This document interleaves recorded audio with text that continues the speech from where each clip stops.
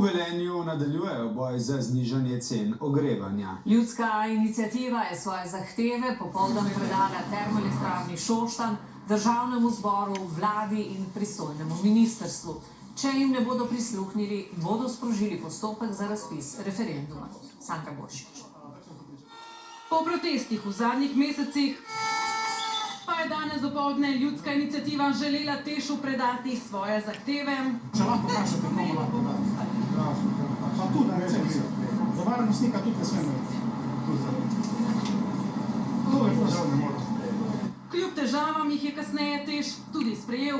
Tam so sicer februarja znižali ceno toplotne energije na dobrih 48 evrov za megavatno uro, a to ni dovolj, so jasni Velenjčani. Takoj ceno toplotne energije na 20 evrov na megavatno uro. Ne le Tešom, s svojimi zahtevami so se odpravili tudi v Ljubljano, v državni zbor, na vlado in ministrstvo. Zanje pa 5 zahtev, med njimi tudi znižanje davka za izdane račune z 22 na 9,5 odstotka. Energetika je naša.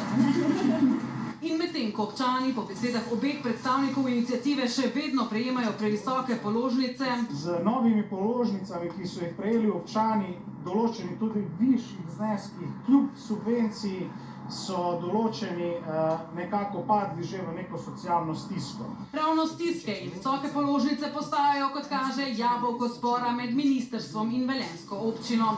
Ministrstvo pristojno za energetiko je s to izjavo: Nesprejemljivo je, da v nekaterih primerih prebivalci občin nosijo breme neskrbnega gospodarjenja gospodarskih javnih služb. In še da država ne more vedno nositi bremena neodgovornega ravnanja gospodarskih javnih služb, danes še dodajajo na ministrstvu, kar pa je prizadelo velenjskega župana.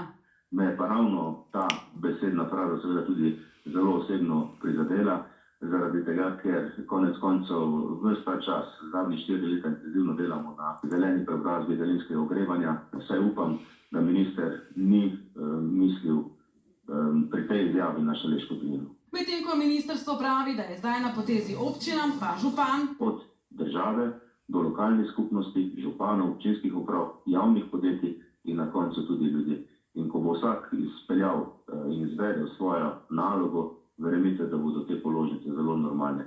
A če zahteve ljudske iniciative ne bodo upoštevane, grozijo tudi s sprožitvijo postopka za razpis referenduma. Od Teša, vlade, državnega zbora in ministrstva pa pričakujejo odziv v 2 tednih. Gorivo se bo